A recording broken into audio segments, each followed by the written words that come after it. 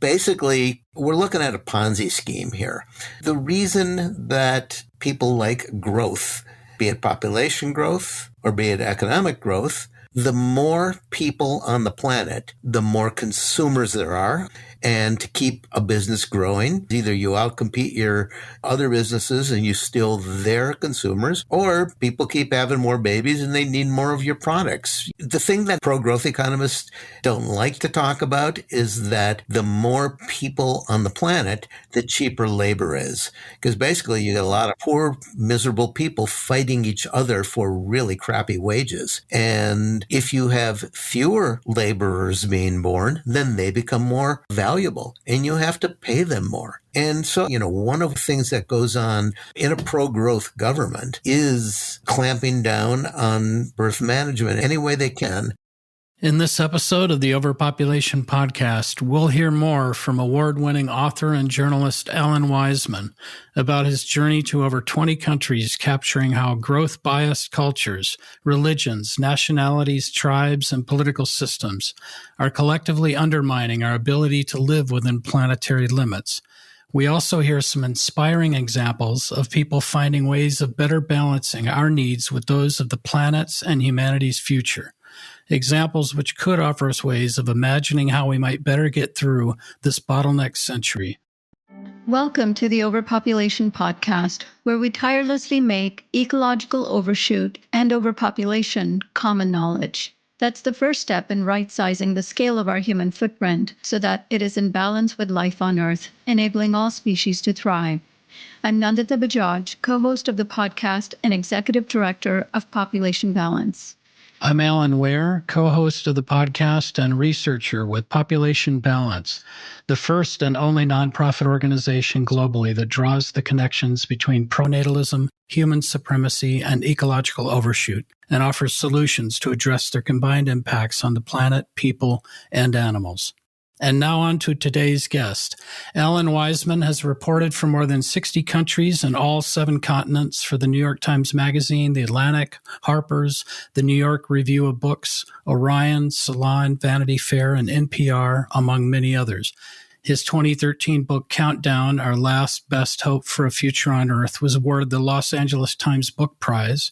His international bestseller, The World Without Us, now in 35 languages, was named Best Nonfiction Book of 2007 by Time Magazine and Entertainment Weekly. A finalist for the National Book Critics Circle Award, the Orion Book Award, and the Rachel Carson Prize, among others. It also won the National Library of China's Wenjin Book Prize and was named one of the 50 best nonfiction books of the past 25 years by Slate in 2019.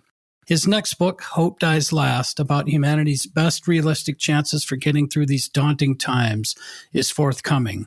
Featuring visionary people in several parts of the world determined, despite all odds, to find us a workable future, it explores the challenge to feed ourselves and energize our civilization, yet at the same time restoring and enhancing, not exhausting, the natural environment crucial to our own survival. Alan lives in Western Massachusetts with his wife, sculptor and theatrical artist Becky Kravitz. Hello, Alan. It is truly wonderful to welcome you to our show. As you know, this interview has been in the making for 2 years and had to be canceled for a number of reasons, but we're so glad that we can finally make this work. Of the many books you've written, The World Without Us and Countdown, Our Last Best Hope for a Future on Earth, were both incredibly moving and instructive for us. In your book, Countdown, you traveled to more than 20 countries over 5 continents to ask what experts agreed were probably the most important questions on Earth, and also the hardest. How many humans can the planet hold without capsizing? I can say on behalf of our team and many of our colleagues in the sustainable population advocacy work, just how helpful and powerful it is to have such a richly researched book that puts population concerns center stage. In fact, as I've shared with you, after reviewing over 20 books as potential reading material for my university graduate course, Pronatalism, Overpopulation, and the Planet, I found Countdown, and I knew I needed to look no further. And even though the book is 11 years old, it remains as relevant today as ever. All that to say, Thank you so much for your important work, and especially for joining us today. Welcome to our podcast. Well, thank you. It's my pleasure to get together and to be able to talk about these things. And thanks for the nice words about my books. Appreciate that. Absolutely. And we'll begin with your book, Countdown, in which one of the big questions you focused on was the carrying capacity of the planet.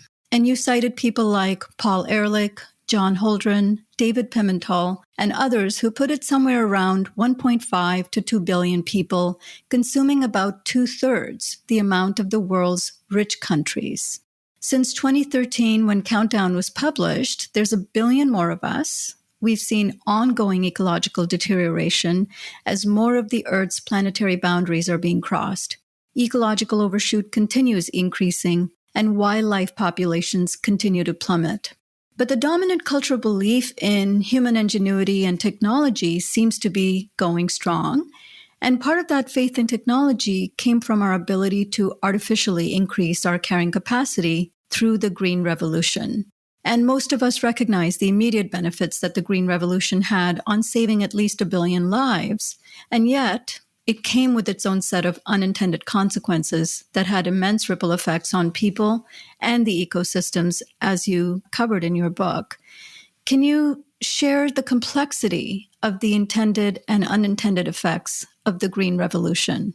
Well, to understand the Green Revolution, we have to go back a few years. The Green Revolution took place in 1968, but there was really a prior step that made the Green Revolution possible, and that took place around 1913 when two German chemical engineers discovered a way to pull nitrogen out of the atmosphere and slather it virtually limitlessly on the ground. Nitrogen is an essential nutrient to plant growth. The amount of nitrogen that's naturally in the soil that's available to plants owes principally to a few nitrogen-fixing plants out there, or to be more accurate, plants whose roots host nitrogen-fixing bacteria. And these plants are like legumes, acacias, beans, soy, for example. There are a couple other sources of nitrogen for plants that have been available. One is from animal manure, and another is from lightning. When lightning courses through the atmosphere, it is so powerful, it ionizes the nitrogen in the air. Nitrogen is this tightly packed little molecule of just two atoms, and they're bonded together, but lightning will rip them apart, and that activated nitrogen that's left over can also be absorbed by plants. But that's nothing compared to what Fritz Haber and Carl Bosch invented, which is today known as the Haber-Bosch process, which is the most significant invention in the history of humanity. And most people have never heard of it. Because the Haber-Bosch process, by pulling nitrogen out of the atmosphere, our atmosphere is 78% nitrogen because it's that tightly packed molecule. It's inert. It passes right through our lungs without us even noticing it. They were able to make it available to plants through synthetic nitrogen fertilizer. And that completely blew the lid off of what nature could do. It meant that we could grow many more plants, and the plants that we chose to grow were the grains that we have been eating since Mesopotamia. Varieties of wheat and barley and maize that was discovered in the Americas.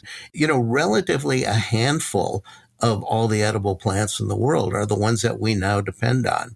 So World War I intervened. Nitrogen fertilizer wasn't really commercialized till around 1930. And in that year, the population was at that limit that Holdren and Pimentel, both from very different directions, had calculated was maximum carrying capacity of the planet for Homo sapiens without what we do starting to tip some of the natural systems that have been in balance since, the beginning of planetary time here. So our population started to grow from there. And by the mid-1950s, it was pushing over 3 billion. And that was despite the fact that we'd had another one of these genocidal world wars. And when we got into the 1960s, the population was growing faster than even fertilizer could keep up. And Paul Ehrlich and his wife Anne, who wrote The Population Bomb in 1968, predicted that there was going to be widespread famine. The Ehrlichs in their book prefaced it by saying, unless an agricultural miracle takes place. And that agricultural miracle coincidentally did take place in that very same year, 1968. And that's what we call the Green Revolution. It began in Mexico at a research institute that was funded mainly by the Rockefellers. And the director was an agricultural engineer from the University of Minnesota named Norman Borlaug. Norman Borlaug basically did the same thing that farmers have been doing for the previous 10,000 years. It would observe various plants that would come up in the field, would pick the most robust ones, and would, rub them together to pollinate them. Over 10,000 years, that was a pretty slow process. Norman Borlaug had access to species from all over the world, and he had other very refined laboratory techniques. But in a sense, we're not talking genetic modification here. We're just talking crossbreeding. And eventually he was able to crossbreed, starting with corn and later then with wheat and rice varieties, grains that would have a much shorter stalk. They're called dwarf varieties. And the importance of that is that when a plant has a shorter stalk, it has more energy to put into producing grains. So that meant that the number of corn cobs would sometimes have as much as 10 times the amount of grains that a plant was producing. The Green Revolution was literally airlifted to India and Pakistan, the fastest growing regions, which were on the brink of famine. And it saved them. Those are the billion people that you mentioned before that were saved from dying. But when Norman Borlaug was awarded his Nobel Peace Prize, and it was the Peace Prize because he's credited with saving more human lives than anybody in history, he did not dwell on the fact or even suggest that we had solved hunger on this planet. In fact, kind of the opposite. Borlaug warned that unless we pair crop enhancement and food production enhancement with population control, and that's the phrase that he used, the earth was going to be in a terrible bind within a generation. When I went to Norman Borlaug's Center for Production of Wheat and Maize, north of Mexico City, and he's since passed away, but his predecessors thanked me for being there to talk about population because they say that was half of his message. He was on our board of advisors. Exactly. World Population Balance, of course. But, people forgot that part of his message that we need to be able to take control and manage the numbers of humans with the amount of food that we're producing. Otherwise, the planet is going to be thrown completely out of whack. And that's kind of where we are today. Yeah, I'm so glad that you covered a bit of the history of that because it's really important in understanding even Borlaug's core message that if we do not address population as an issue within the next generation, which is what the Green Revolution bought us, then population growth continues to outpace food production. And that is where we are now. And in your book, you talked about, which is from 2013, that 1 billion people are going hungry today more than ever. And so it's not like it solved the hunger issue. It just pushed it forward into the future. Of course, it's miserable to be hungry. But when we look at what's happening to this planet right now with water shortages, with weather that has become completely unmoored, with heat extremes, even to the well-fed these days. So what we have to do, even as we feed these extra people that we are already going to have, we have to do what you folks are doing, trying to show people how to limit the number of human beings that we give birth to. I mean, humanity is a wonderful thing. I love my own species. I'm not ready for it to go extinct any more than I want any other species to go extinct. But too much of a good thing is just too much. And that's where we are right now. And you do a great job in your book, Countdown, with dealing with the too much of a great thing in general, too many of us humans relative to the carrying capacity. And you open that book with a discussion of the population situation in Israel and Palestine. And since Countdown was published in 2013, the population of Israel and Palestine combined has increased from 12 million to over 14 million. And according to Global Footprint Network, the ecological deficit for Israel is third highest of any country in the world at 1,600% overshoot. So that means they're demanding on the land and sea resources for human consumption is far exceeding the ability of natural processes to regenerate those resources. So in that first chapter of Countdown, you draw all these complex connections between the ethno-religious based pronatalism, the population pressures, the ongoing environmental degradation, and the resource conflict. Could you share with our listeners some of the key connections that you saw between these forces? Sure. Well, I want to start with what you just said, Alan. The overshoot for Israel is also the same kind of overshoot that we have here in the United States, or for another country that I spent a lot of time in for my forthcoming book, Hope Dies Last, the Netherlands. You know, the Netherlands is kind of the most perfect country anybody's ever been to. Everything functions beautifully there. It's really fabulous. Right. But they import an awful lot of the stuff they need for that to happen.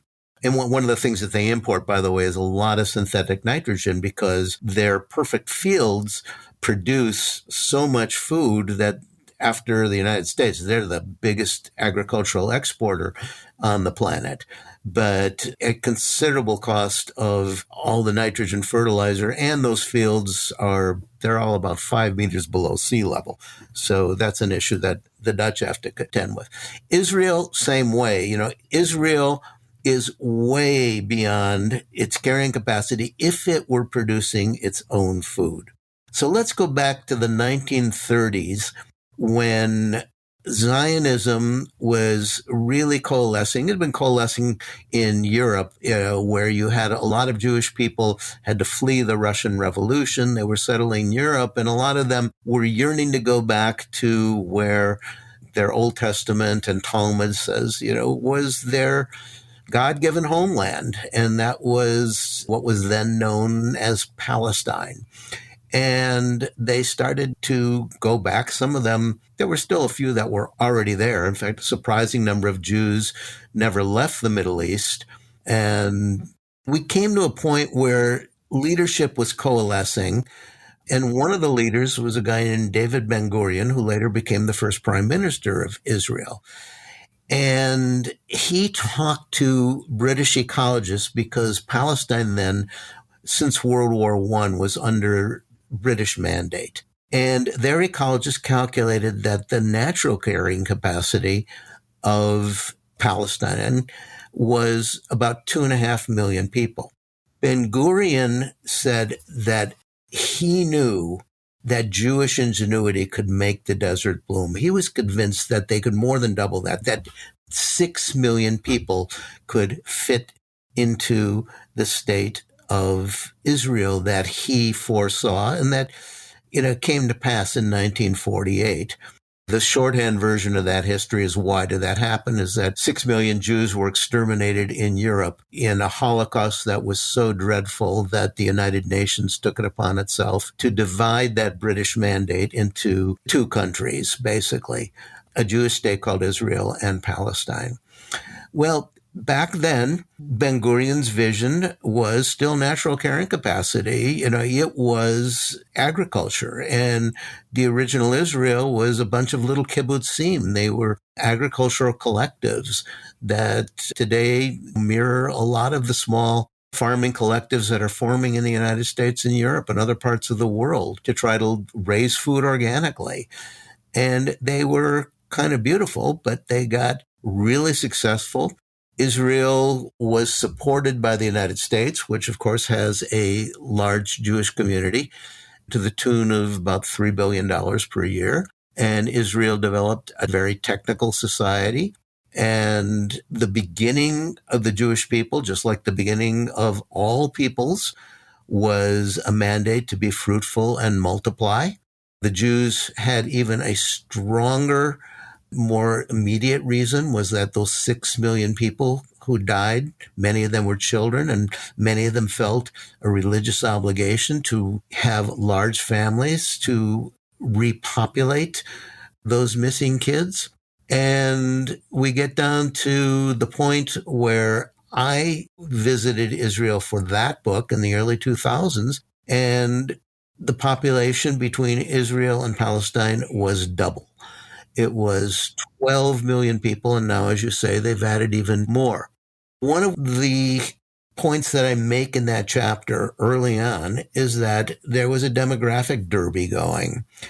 Yasser Arafat, who was the founder of the Palestine Liberation Organization, used to say that the greatest weapon that they had was the Palestinian womb, and they encouraged Palestinian women to have a lot of children. The Israelis were doing the same thing. They were paying premiums to women to have larger families. And each side was trying to be stronger and bigger than the neighboring tribe who might be your enemy. The Palestinians and the Israelis were, of course, doing the same thing. But within Judaism, I was born into a Jewish family. I know this very well. There's no hierarchy like in the Catholic Church. Judaism is a whole bunch of different sects, and they range from being ultra-Orthodox to being secular. Well, the ultra-Orthodox who settled in Israel, by the time I saw it, had realized that they came there as a minority. I mean, most Jews in Israel were living very much like Europeans and Americans. But the ultra-Orthodox realized that if they had the biggest families, that they would gradually become so numerous that they would become a political force. So it was not just the biblical mandate, but a political mandate. Lo and behold, that's exactly what we have today in Israel. We have a coalition in Israel at the moment that Benjamin Netanyahu is leading, and he's leading because he has made a deal with all these ultra-Orthodox peoples that believe all of Palestine should be a Jewish state, that there should not be a second state. There should not be Palestinians there at all. And they go back to the Bible when, after Moses' death, Joshua leads the Israelites into what they believed was the land that God had promised for them, and they began to smite everybody in their way, or most everybody. They left a few places. Interestingly, one of the places that they left was Gaza. Even Joshua knew that that wasn't a really good idea. But that kind of, in a nutshell, explains where we are right now. You've got a country that's very small. Half of it is a sandbox, and you've got two peoples warring over it, both of them with historical and religious mandates to occupy it. And it's a very, very difficult situation to be managing right now. And at the moment, it's not being managed at all. When Hamas in October of 2023 attacked Israel, it was savage, and it was also a brilliant strategic stroke. Israel at the time was convulsed in demonstrations, hundreds of thousands of people marching in the street against Benjamin Netanyahu, who was about to be convicted of a crime unless he could rejigger the Supreme Court to basically nullify the law that would bring him to heel. And again, he had the backing of this very populous, ultra-Orthodox population that don't particularly like him, but wanted him to help fulfill their zealous mission. The army, many of the army is a reserve army in Israel. You get drafted when you're 18 and you're sort of always part of it. And they were all distracted. Many of them were in the streets marching. And Hamas realized that the Gaza border was not being very well guarded. So that's when they attacked. Very, very vicious. They killed, 1,800 people and tortured many more, took many more hostage. And they knew that that was going to be bait for Netanyahu, because to engage in a holy war was the one way that Netanyahu was going to be able to save his own neck by distracting the rest of Israel and, unify against this horrific attack.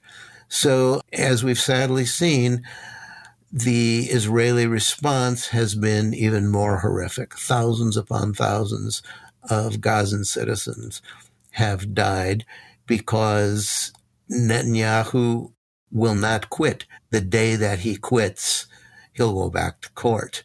And we're stuck in a terrible situation of a demagogue not knowing when to quit. And if we look at the whole planet, he's not the only demagogue. Vladimir Putin is another one. And we've got others waiting in the wings who are willing to attack to remain in power. And it's a very, very dangerous time for humanity. And yet, here we are, still trying to do our best. Yeah, thank you for adding the details of the complexity of the situation in Israel, Palestine. It's not purely population pressure, definitely. There's a lot more religious, ethno-nationalist history. But it does show, as you mentioned, with Putin and his invasion of Ukraine, or whether it's Netanyahu, a lot of these resource conflicts, whether it's water or oil or grain, food-bearing regions like in Ukraine, you start getting a rise of more conflict when there are pressures over resources. Even in biblical times, there were fights over wells, and there isn't any more fresh water than there was before. Israel tries to make it. I've seen their desalination plants, but again, that's a very energy intensive process. It creates a pall of smoke that hangs over the Mediterranean coast, and it creates all this saline residue that you can't just pump back into the sea, because that changes marine ecology. Once again, we're trying to support too many people, and we're pushing the ecosystem by doing it. And, as you've noted, this religious element of pronatalism, pushing women to have large families, it can be one of the most deeply ingrained pressures in many cultures. But you've also shone a light on some examples in the book, in which you note that religious conservatism isn't always the determinative factor in promoting this kind of pronatalism. And when the government of a religiously conservative country such as Iran decides that smaller families should be the norm, it has multiple tools at its disposal to encourage people to choose voluntarily to have fewer children. And we know there are several examples where this has been achieved, but you specifically highlight elements of Iran's approach that made it so successful in its efforts to encourage smaller families. Can you highlight some of those just for our listeners? Sure. You mentioned at the beginning in your introduction that I asked some questions that had been identified by some of the people I interviewed as the most important questions on Earth. And one of the ones that I asked was, if we can determine what the comfortable carrying capacity of the planet would be for our species, allowing us to live fairly comfortable lives. And people like John Holdren used as a baseline a European existence, which is far less energy intensive than an American existence, more so than a developing country's existence, but one that everybody would, be comfortable with. So given that baseline, if it were fewer than what we have right now, which we know that it is there anything in the belief systems, the religions, the philosophies, the liturgies, the histories of all the world's myriad cultures that would allow them to accept the idea of basically refraining from embracing, as Ecclesiastes says, when it's the proper time? In fact, a Jewish ecologist in Israel, who's Orthodox Jew himself, gave me this great example from Judeo-Christian culture where we start with the patriarchs, Abraham, Isaac, and Jacob, who are, supposed to be fruitful and multiply and fill the land and be stronger than the Canaanites and all those things. And then you get into the fourth generation. There were 13 kids, Jacob's kids. And one of them, a son named Joseph, I consider him the first ecologist in recorded history because he realized that the world was entering a time of scarcity. So he counsels the Pharaoh of Egypt and the Israelites that now would be a time not to keep expanding, but to conserve. And he himself, one of 13 children, only has one wife, unlike his father, and has just two kids. And as you people know better than anybody, it takes two people to make children. So if they have two children, then they've basically replaced themselves and population doesn't grow. So I look for that in all different kinds of cultures. And, I have examples in this book of Catholic cultures, Buddhist cultures, but particularly since even though this book is out in many different languages, my principal audience is my own in the United States. I thought it would be really surprising to show that the most successful population management program ever was in a very orthodox Muslim country, and that was Iran. The history of this, Iran is in the Middle East at the top of the Persian Gulf. Next to it is Iraq. And in the 1980s, Saddam Hussein was the dictator of Iraq. And that was when Iran had just had its Islamic revolution. It had been under the Shah of Iran, who basically was a puppet to the United States back then.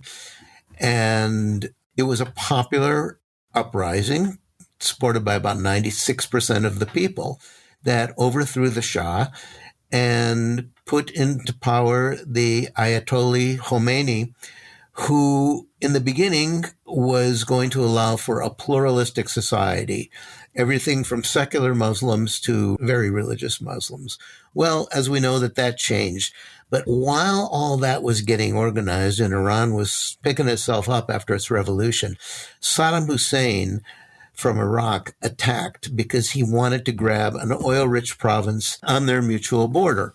And at the time, Iraq was a NATO ally. And that meant that NATO supplied a lot of weaponry to Iraq, including, it turned out, the prime materials for making nerve gas, which Saddam Hussein had no problems with using against the Iranians. The Iranians, all they basically had were people, and they just threw wave after wave of soldiers at the invaders. The Ayatollah issued a fatwa requesting every fertile female to do her patriotic duty and to get pregnant to give birth to a 20 million man army that would always be able to protect themselves from the invaders. And at one point during the 8 years that war lasted before it finally ended in a truce, Iran had probably the highest birth rate in all human history. It was close to 8 kids per family. And the population soared there. At the end of the war, an economist, who may be the most enlightened economist I've ever heard of, he was the head of planning and budget for the country, went to the Ayatollah and he said, "We have a problem." He said, "So many kids have been born that our economy is not going to be able to employ them all in 10, 15 years when they get to be an employable age." And he said, a country that has a lot of unemployed young men, they become angry. They basically destabilize the country. Iran wanted to avoid this, and the Ayatollah gave the economists permission to come up with a plan. Shortly thereafter, the Ayatollah died, and a new Ayatollah, who is still our present Ayatollah, Khamenei, came in. And through a close vote in the Supreme Council, the Ayatollah accepted the economist's plan, which was basically, it sort of had 4 planks to it.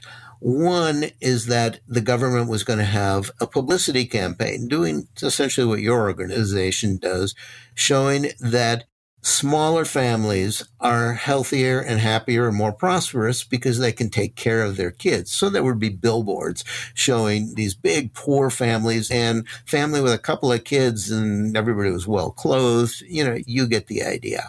It also legalized and made free all forms of contraception. And that started with a fatwa that the current Ayatollah issued, a religious opinion saying that there is nothing in the Quran that states that if you have the number of children who you can responsibly care for, that you can't have. The word that he used was the word for vasectomy, but that was quickly interpreted to mean anything because it was everything from condoms up to tubal ligations were made legal. And one of the first people I interviewed when I got into Iran, which took me about a year to arrange because the United States and Iran don't have diplomatic relations, but one of the first people I interviewed was a conservative Muslim OBGYN, a woman who talked about how they would go on horseback into these little villages and they would bring all these different contraceptive tools, from condoms on up, and they would set up these surgical theaters where they would offer women tubal ligations, and women would just line up because they'd had so many babies. They were tired of doing it. They couldn't take care of them. The third plank in the Iranian plan, it was an education plank. They had already seen for 10 years the Chinese one-child policy, because that started in 1980. And now we're talking about 1990 in Iran. And they knew that the Chinese policy, which was started because China had gone through the world's most horrific famine, 40 million people died, and it was industrializing, people were moving into cities, they couldn't feed everybody. And anyhow, they implemented their one-child policy. I spent a lot of time in China, too, for this book. But some of the problems with the one-child policy were already becoming very, very evident. That people, particularly rural people, resisted a government coming into your bedroom and telling you what you can do. People were sometimes taking female children out to the forest and leaving them there because they needed male children to help farm the fields. Iran wanted to avoid that. So very intelligently, they said to people, you can have as many children as you choose. That decision should be yours. The only thing that was obligatory is that every couple attend premarital classes, which is not a bad idea for anybody in this world, frankly. The Quakers do it. And those classes, they could go either to a health clinic or they could go to a mosque. And among other things, they would learn how much it costs to feed, clothe, educate children. That coupled with the fourth plank, which was the most important of all, which was encouraging girls to stay in school. And by the time I saw Iran, over more than half of all university students were female, as it still is today, I understand. Long story short, it took China 10 years to reach replacement rate, around 2 children per couple on the average. Iran did it in about 9 years. And it won all these awards from the United Nations as having developed this completely humane way of getting people to make a decision to have smaller families for the benefit of not just the country, but for their own self-interest, for the benefit of themselves and for the benefit of their children. And it continued to work. It really lowered the fertility rate of the country. Unfortunately, while I was there, and there's a whole chapter devoted to Iran, towards the end of my stay, Iran had gone through a swing where they had gone from a fairly liberal president to a very conservative president whose speeches to the country would be, if translated from Farsi, recognizable to anybody who listens to Donald Trump speak or listens to Orban speak in Hungary or Erdogan in Turkey or Putin in Russia. And he basically started dialing back Iran's policy, started taking all the money for those clinics, and that money started going into fertility clinics to encourage women to have more children.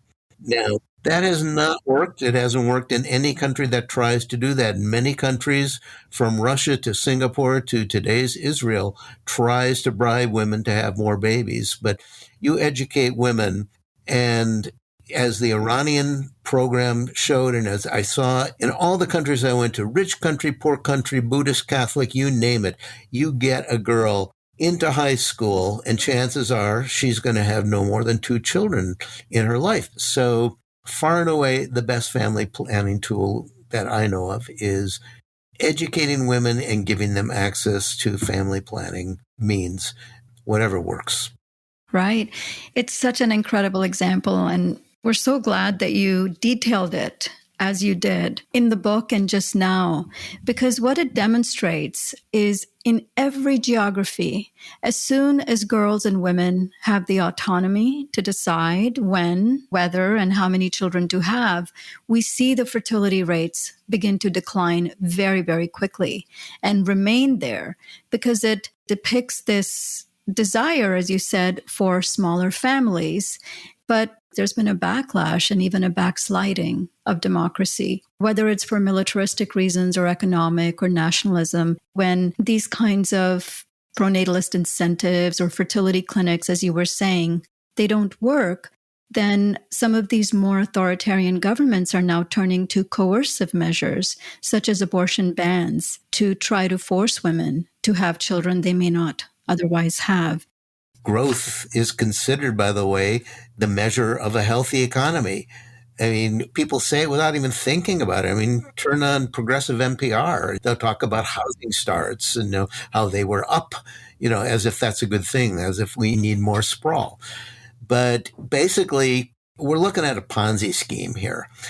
The reason that people like growth, be it population growth or be it economic growth, the more people on the planet, the more consumers there are, obviously. And to keep a business growing, you need more consumers all the time. And that means either you outcompete your other businesses and you steal their consumers, or people keep having more babies and they need more of your products, be they Gerber baby food or whatever they are. And I have a great chapter in Countdown, a Japanese economist who talks about how we could have healthy economies with a shrinking population, which Japan is now facing for reasons that I explain in that book. Japan's population has peaked, just like China's is now peaking right now as we speak. But the thing that pro-growth economists don't like to talk about is that the more people on the planet, the cheaper labor is. Because basically you get a lot of poor, miserable people fighting each other for really crappy wages. And if you have fewer laborers being born, then they become more valuable and you have to pay them more. I mean, what a concept, a well-paid workforce. If you read Adam Smith, basically sort of the founding father of capitalism, even Adam Smith talked about a country grows, an economy grows, but at a certain point, you don't want to keep growing. You want to hit stability, prosperity, and you want to stay there because otherwise it's just not going to work. And so I think you're very right. One of the things that goes on in a pro-growth government is clamping down on birth management anytime, any way they can. And abortion is a particularly easy concept because in some interpretations, there are prohibitions against it. Now, why does the Catholic Church prohibit abortion? For Countdown, I also went to the Vatican. It didn't really through much of its existence. The Papal States, that was a European country. It was about a third of all of Italy today. And then in the mid-19th century, because of a populist uprising, someone basically took a populist pope at his word. And suddenly the Catholic Church was left with like a tenth of a square mile. Vatican City, it's the smallest country on earth. So how do you get powerful when you are that small? Well, there are two ways. One is you declare the Pope to be infallible. Papal infallibility did not exist before about 1860s. I've got the exact date in the book. And from then on, when the Pope was talking about matters having to do with dogma and religion, that was the voice of God. and you had to listen to the Holy Father. Then, in the following decades, suddenly birth control, it was accompanying women's suffragism. Women wanted control over their bodies, and so they were starting to mail condoms through the mails and things like that. And there was a big crackdown on this, and the church got very much behind it, because the second way the church is powerful is if it has a lot of people tithing the church, paying into that collection. And the more Catholics, the richer they were. And they couldn't stop that from happening, because now they were this tiny little state. And then, I fast forward in the book into the 1960s, when liberation theology followed basically the Cuban Revolution. And a lot of poor people in Latin America were looking at throwing off the shackles of governments that were keeping them very, very subjected. And a lot of priests and nuns were very much part of that movement. They were human rights as well as religious advocates. And around that time, the United States develops the birth control pill. It doesn't have a pretty beginning. We used the Puerto Rican women as guinea pigs for a while and overdosed them before we came down to what was a manageable dose for a birth control pill. But it coincided with a time where liberation theology was growing throughout Latin America. The popularity of the Cuban Revolution was growing throughout Latin America. And the United States needed a billboard for capitalism, like the Russians had a billboard for communism in Castro's Cuba. So they chose Costa Rica, which was one of the most stable countries in all of Latin America, largely because they abolished their army after a coup in 1948. They realized that it was much easier to control the population by giving them things they wanted, like schools and health clinics and good wages. What a concept. Right. So Costa Rica was a sort of peaceful place, and the United States set up USAID then to counter the Russian propaganda for communism. And Costa Rica was the biggest recipient, and that coincided with these brand new birth control pills. And some Costa Rican, very marginalized Protestant churches, a lot of them evangelical churches, who were tiny compared to the Catholic Church, saw a vulnerability. And they started all of these radio campaigns saying that, what, your church says that you are a sinner and going to hell because you only want the number of children that you can responsibly raise? Our church loves you for that. And they became distributors of these pills for USAID. It was a handy infrastructure that was already in place. And women started fleeing the Catholic Church. So there was a human rights movement going simultaneously. And the Catholic Church realized that they had this big problem. So then a Pope, John the 23rd, called the Vatican Council, and they raised this question of, should we update our population policy?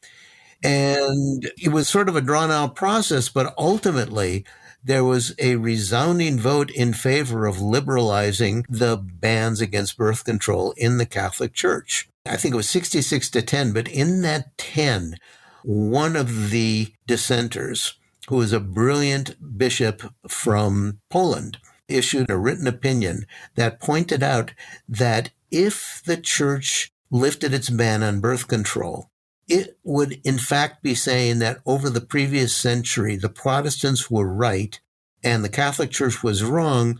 And if the Pope is infallible, well, he can't be wrong. So if they got rid of the ban on birth control, they would also be getting rid of papal infallibility, which was one of the biggest reasons that the Catholic Church remained powerful in the world. So they couldn't do it. And of course, that Catholic bishop then became John Paul II. And, a very brilliant man, spoke all these different languages, but a very conservative man. And the Catholic Church today is still stuck with that. But as I point out in the book, this little Catholic country, Vatican City, is surrounded by this other Catholic country called Italy, which has one of the highest percentages of women with graduate degrees anywhere in the world and one of the lowest fertility rates, because Catholic women in Italy know exactly how many children they want, which is one or two. So the only place that the Catholic Church is growing right now, and they are the biggest promoters of that growth, is Africa. And Africa right now has a population growth. I mean, your organization must be really well aware. Lagos is slated to have 125 million people by the end of the century. I mean, that's crazy. It's not going to happen. But the Catholics need more Catholics, and they're pushing that. And at one point in that chapter, I interview an African cardinal, Bishop Peter Turkson from Ghana, who is very conservative. He explains to me how the rhythm method works so wonderfully, and he took classes in it. And he is right now on the short list to replace the current pope. So you guys ought to be aware of that. It is encouraging that despite being Catholic or Muslim or any number of other religions, it seems the overwhelming majority of girls and women around the world want accessible, affordable contraceptive options and equal opportunities for education to the boys and men. And these options have been shown to help them lead more self-directed, fulfilling lives. The fact is, what we need are enlightened people. In Niger, the country that had the highest birth rate in the world is also one of the poorest countries in the world in West Africa, between 7 and 8 children per family. Very conservative Sunni Muslim country. Many of the families in the rural villages that I've visited were polygamous families where men would have 3 or 4 wives and they would have 30 or 40 children. But I traveled with a very enlightened, very religious Sunni Muslim. He was my interpreter, and he took me to meet imams who realized that all the trees were gone. They'd burned them for firewood. People were starving, and that the land could not sustain families this big. And they would talk in their Friday prayers how the Quran mandates that every child is entitled to 2 years of a mother's milk, which means that you have to space your children. And I went to see both in Pakistan was the other country that I mentioned, which has this huge birth rate. You know, I saw these groups that were doing their best. They were using street theater, brilliant theater that I saw in Pakistan, where the people doing the street theater were also midwives and doctors who then would, at the end of the theater, invite women up on the stage to get an examination and to be prescribed a supply of whatever form of family planning they chose. There were great efforts. One of the most delightful chapters in Countdown is the story of how Thailand brought its population growth rate down below replacement. And that was an enlightened male who started that program, who was working in development. He was an economist, and he started touring the country, and he would see throngs and throngs of children, and he would realize there's no way that Thailand could ever develop unless they stopped growing. There were just too many. Because he was a gifted actor, and he actually was a television actor before, as well as an economist, he developed all these speeches where he would get people laughing about birth control. He would have condom blowing up contests. He would do all of these crazy attention-getting things. But ultimately, in every village he visited, he would find some women who would be his accomplices. And he would provide, what today are called micro loans, and set them up in businesses. And they would always be women who, again, knew that they couldn't have a business if they had a zillion kids.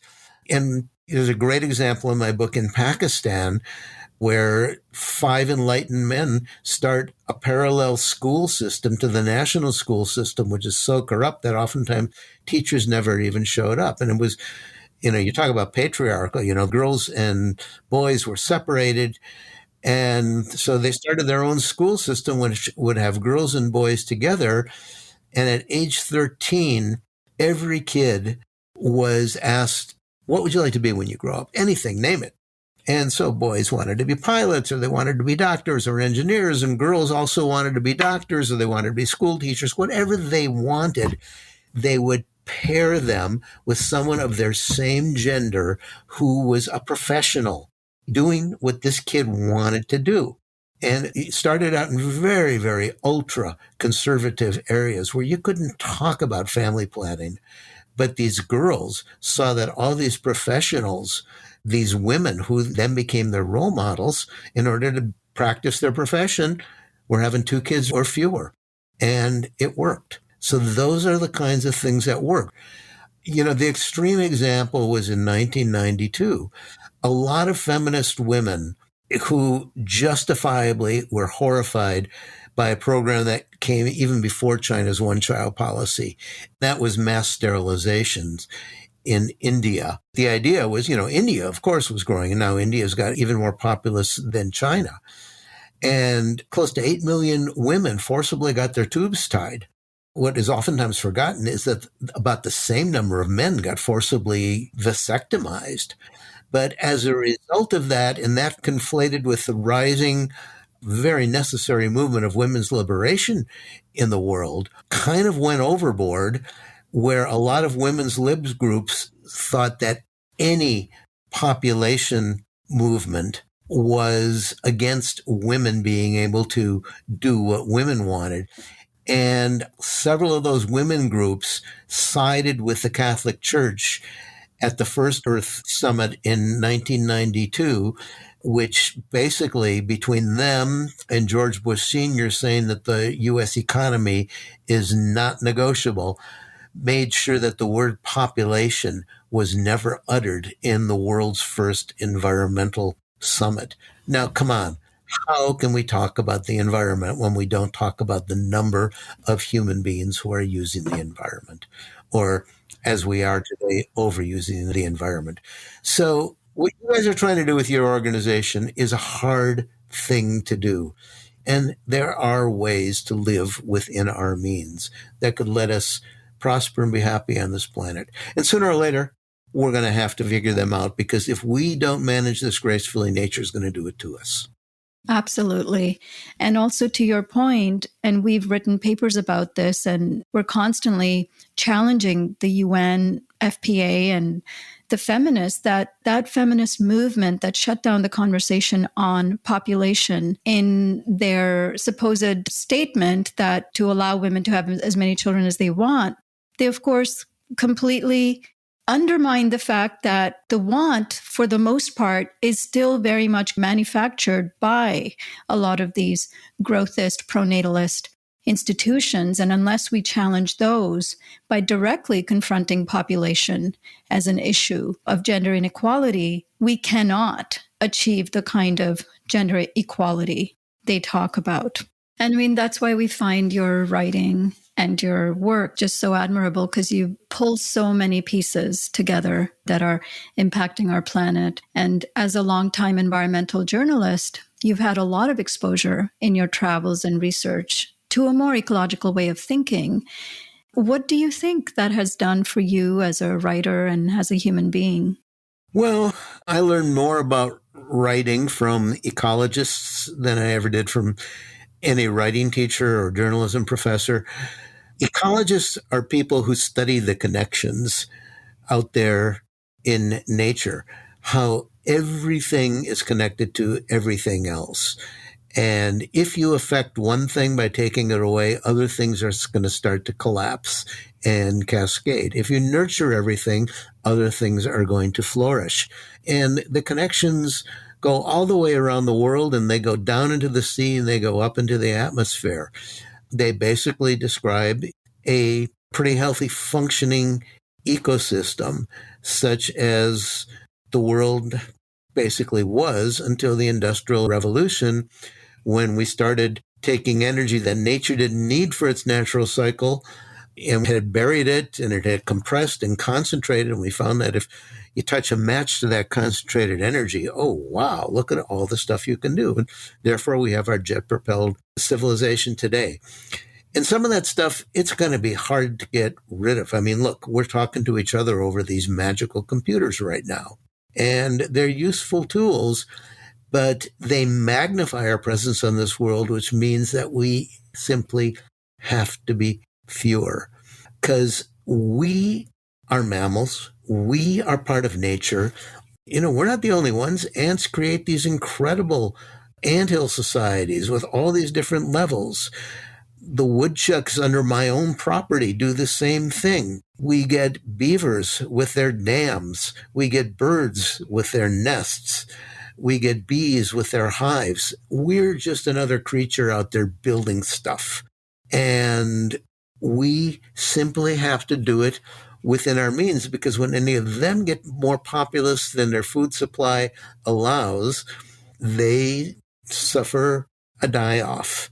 And we have extended our food supply by chemically force-feeding it, but that can't go on forever because we are now seeing the damage. We're seeing the damage downstream at the mouths of our big rivers, and we are seeing the damage in our soils that now are addicted to chemistry, and they need more of it because their microbial natural processes have been shut off by the artificial nitrogen that we put in there. And most of all, we're seeing it in the atmosphere that is packed with all the residue of our industrial society, the carbon dioxide, the nitrous oxide, and the methane. And this can't go on. It's coming back to bite us. Nature is doing what nature has done in the past. Every time there has been an extinction, it is making a big adjustment, and it's up for grabs right now whether we survive it. There's still hope that we can. That's why I'm writing Hope Dies Last. I've been inspiring people all over the world who understand ecology, and they are working in all different kinds of ways, be it food production, be it biological conservation, be it coming up with ways to create energy that don't create a drain on natural systems and don't pack the atmosphere with more insulation. And frankly, I don't know whether we can use technology to solve the problems that technology has created for us, but I appreciate these people for trying. Whether they'll succeed, the future will decide, and we're part of that future. Every one of us has to participate in it. Did you look at people who are trying to live more simply in a decentralized local way, whether from developed countries or indigenous, so not requiring new technologies, but new ways of human organization at a community level? Yeah, I have a chapter that's set in Ojibwe country in northern Minnesota, where they have been fighting these pipelines. And I followed the saga of Line 3 that carries the dirtiest fossil fuel of all, Athabascan crude, from the tar sands of Alberta down to a port on Lake Superior, and goes right through their traditional rice harvesting lands and fishing grounds and hunting grounds. And the movement there, by the way, is it's a matriarchal woman, because in the Ojibwe culture, men are the fire keepers, women are the water keepers. So it was women who were putting their bodies in front of all of the 212 lakes, streams, or rivers that the pipeline was crossing and getting arrested. And some of these women are going back to not only a native way of hunting and gathering, but a much saner way of growing foods and growing products that we need, like growing hemp, which is a much cheaper and more ecological way by far in terms of water usage and land needs than growing southeastern pine timber for a paper industry.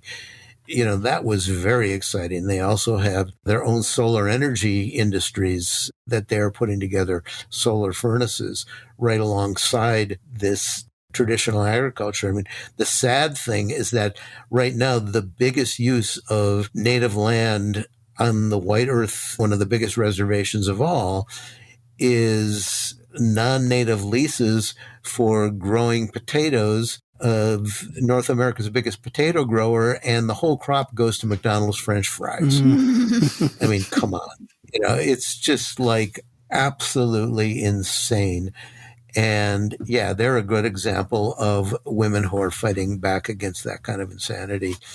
And, they really believe from their long tradition of the prophecies that sent them to Minnesota. They have their own promised land history, just like the Israelites, because they were Algonquin people who lived in the Nova Scotia region, and they were sent to that land where food would be growing out of the waters, the wild rice. And that's where they settled. But it's a series of prophecies that when you get up to, I believe it's number 6, that there's a fork in the road, and you can choose a green path or you can choose a hard path, which they interpret as a paved path. And that pavement comes from the kind of asphalt that you get from places like the tar sands of Alberta. Well, that seems like a good place to end this interview, with that, taking that path that leads to someplace better, not the tar sand path, right? Well, I'm glad that we've had this conversation. It's been stimulating, and thank you for the work that you're doing. Yeah, we really appreciate all your writing and your ability to show us and not just tell us with your excellent storytelling. And you see the nuance, the complexity of issues in a way that a lot of people and writers don't.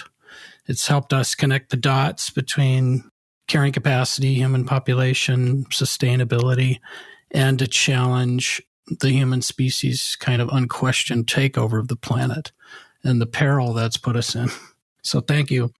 Yeah, this was such a remarkable interview, as remarkable as your writing, Alan. And we know we waited a long time to get you on, and it was absolutely worth the wait. Thank you so much for your wonderful work. And we very much look forward to your upcoming book and helping to publicize it. You're welcome. And, when Hope Dies Last comes out, you can be in touch anytime, and I will tell my publicist they'll be having me go places to speak. And by all means, invite me to Toronto, invite me to Minneapolis to speak. Be happy to.